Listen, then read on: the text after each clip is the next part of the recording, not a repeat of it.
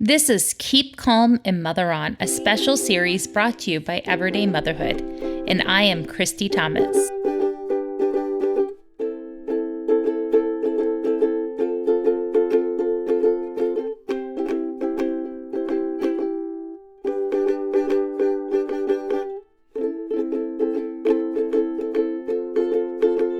Thanks, Lucy. You're welcome. Also, that was my ukulele. Today is Wednesday, April 29th. And wow, guys, I have to tell you something. We only have about 15 more tips, 5 of them here, and about 2 more days after this. I thank you. I'm blown away by how many daily podcasts we've been able to produce. This is number 31. And I know that we've really done this hard thing together. We are all on different challenges, but we're trying to figure out what this means. So as we move forward with this podcast, I want to open up this space and I want to ask you to send in new tips.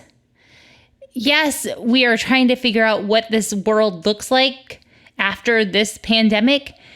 So we need to know, what is summer going to look like for you? How are you changing things up once distance learning ends for your kids if you've got older kids? What memories do you hope to carry out this summer? If it's not the traditional ones of going to the lake house or visiting grandma and grandpa in another state. Thank you for being here and thank you for making this hard time better. I am just grateful that you helped me make this dream come true because I'm really missing everyone in my life right now. Okay, now it's time for you. Let's hear your tips. Hello, mamas. This is Rebecca Schrag-Hirschberg. I'm a clinical psychologist and parenting coach. I'm the author of the Tantrum Survival Guide. And my number one tip right now would be to be gentle on yourselves, to have compassion for yourself, to lower your expectations, to speak with yourself the way that you would speak to your best friend, with tenderness, with softness, giving yourself the benefit of the doubt.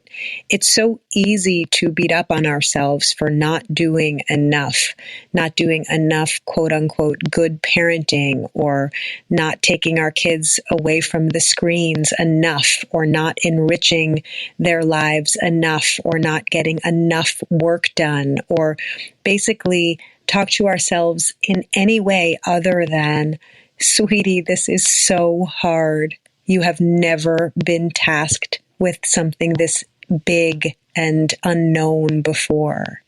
You can do this. You can do this. You will do it imperfectly. You will make mistakes, but your children are lucky to have you. And the number one thing that will prevent this whole experience from being traumatic for them is their connection with you.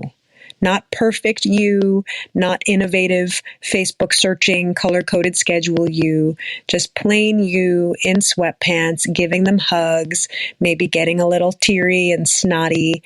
That's what's going to get everybody through this. Your children are so lucky to have you exactly the way that you are. So please put your hand on your heart and give yourself some love because you are doing amazingly. Feel free to reach out to me if you need to hear that from somebody other than yourself. I'm at Dr. Hirschberg at littlehousecalls.com, and on social media, I am at Little House Calls. Wishing everybody health and safety during this difficult time. We're in it together, and we can get through it. Hello, my name is Callie. I'm Christy from Play for Life Mom's daughter, and I actually have a tip. Yay. So my tip is if you have a schedule, which is probably good, but don't force it. If you have to work too hard to make it work, then it's probably not going to happen. Don't ruin your relationship with your kid. You're going to break something, and that would be bad. So please just feel. Just get a feel for it. Just do it how you're feeling that day. If you're feeling pretty blah, then just don't worry about the schedule that much. Do it low key. You don't have to enforce it. You're not a prison warden. You are a mother. Okay? Got that? Okay. That's all. Thanks. Hi, moms. This is Vanessa. I know these are some hard times for us these days, but I have tips from a practical perspective and a spiritual perspective. From the practical perspective, what I do is I watch my news intake, how much news I'm watching. And what I do is I control what I watch by going on to the CDC myself, the CDC websites, or my local state, county websites. That way I'm not sitting and absorbing all the news that's coming in. And that way I protect and guard my heart and my mind, because it's just overwhelmingly too much. So with me, another thing is, from a spiritual perspective, is remembering God in the midst of all of this, that He is full aware of what we're going through, what we're feeling. He sees and He knows, and just remembering Him as our strength in this, that He is our peace. He is our comforter. He is our protector. He is all knowing, all seeing, and He is with each and every one of us. He will never leave us nor forsake us. Even at the darkest hours, even in the midst of all of this, He is there with each and every one of us, and allow Him to be your peace in the midst of this storm. Those are my tips, and I pray it blesses you. Hi, I am a mother of 4. There are 3 little girls that are school age and 1 infant boy, and I am a Navy wife. My tip for social distancing would be that there is no one right way to socially distance. Clearly, you have to be distant socially, but how that looks for you can look different. You might have a schedule.